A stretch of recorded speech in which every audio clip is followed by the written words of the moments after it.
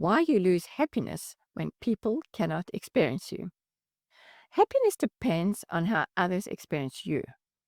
What if I told you that a huge part of your happiness has nothing to do with what you feel inside, but with how people experience you? Here is the simple truth. If people cannot easily experience how you communicate, how you reach, or how you act, they pull away. And when they pull away, your happiness drops.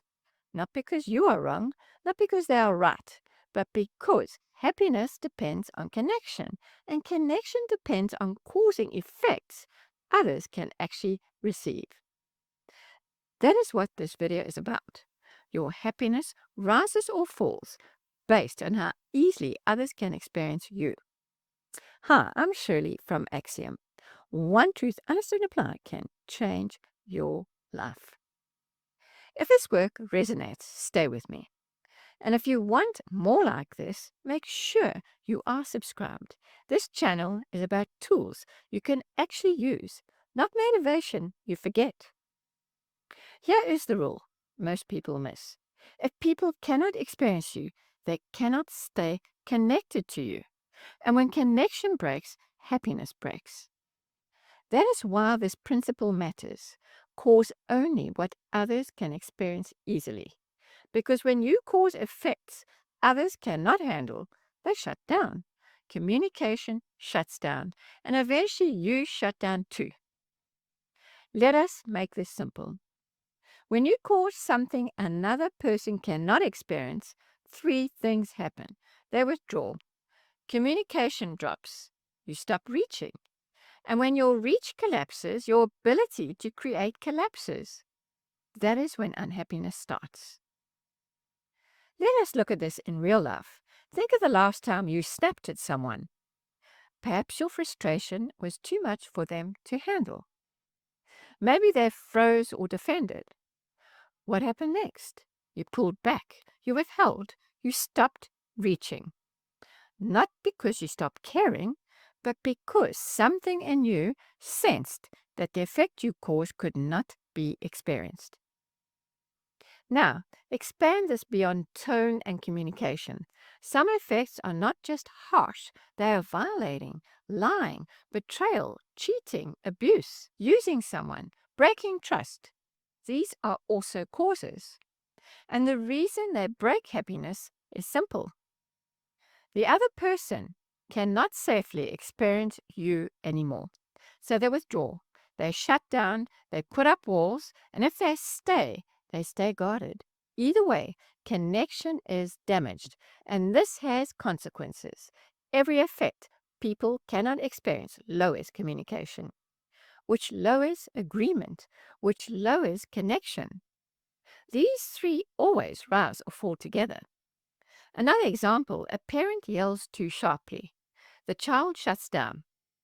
The parent feels guilty and withdraws. Now both are unreachable. Another example, a partner delivers feedback too intensely. The other person cannot take it in. Walls go up, love drops. And another, a partner lies, betrays, or cheats. The other person cannot experience the relationship as safe. Trust collapses. Now even normal words feel suspicious. A boss speaks too fast or too forcefully. Employees cannot absorb it. Trust collapses. Everyone loses. It is not only the content that breaks the relationship. It is causing something the other person cannot receive, cannot process, or cannot safely experience. Here is the part that changes how you see everything. Most destructive behavior is not mysterious. It is behavior that overwhelms, violates, or breaks the other person's ability to experience you safely. Not morally bad in some abstract way, not spiritually cursed, just unreceivable, unsafe, too much. And notice this, because this is crucial. The things you still feel guilty about are usually the things you yourself could not have experienced if they were done to you. In other words, if a situation were reversed, it would have overwhelmed you. It would have broken trust. It would have felt unsafe. So somewhere inside, you know it crossed a line. This is why that old principle exists. Do not do to others what you would not want done to you. Not as a moral rule, as a practical test. If you could not have received it, if you could not have stayed present, if you would have shut down, then it was too much to cause. And the opposite is just as important. The things you could easily have experienced if they were done to you, those were never truly bad. They did not break connection. They did not destroy trust. They did not collapse reach. This is not about perfection. It is about awareness. Your own capacity to experience becomes the measuring stick for how you treat others. This does not mean weakness. It does not mean shrinking yourself. It does not mean avoiding impact. It means this: real power is causing effects others can receive without breaking connection. That is when communication opens. That is when trust grows. That is when relationships strengthen. And that is when your happiness rises. Because happiness cannot survive isolation. It grows in reach, affection, agreement, and connection. Let us look at the trap most people fall into. If someone repeatedly causes effects others cannot experience, they eventually decide, people cannot handle me. Everything I do goes wrong. I should stop reaching. And they do. They stop initiating. They stop expressing. They stop creating. Once the reach collapses, happiness collapses. Because creation collapses. But here's another layer people miss. Sometimes you do not stop reaching completely. You reach badly. You reach indirectly. You reach defensively. You avoid saying the real thing. You soften, hint, withdraw, or act out instead. That is still the collapse of reach. It is reaching in a way that cannot truly be experienced. And it produces the same result: confusion, distance, and disconnection. Let me make this concrete. Think of dating. One person pulls back. They take longer to reply. They avoid plans. They say they are fine but disappear. Nothing overtly bad is said. No argument happens. But the other person cannot experience where they stand. There is no clarity, no love or warmth, no agreement, no communication. That absence becomes the effect. And it is unpleasant. It creates anxiety, self-doubt, and distance. Not because of cruelty, but because withdrawal is something the other person cannot experience safely. Avoiding reach is still causing an effect, and it is often more confusing and painful than direct communication.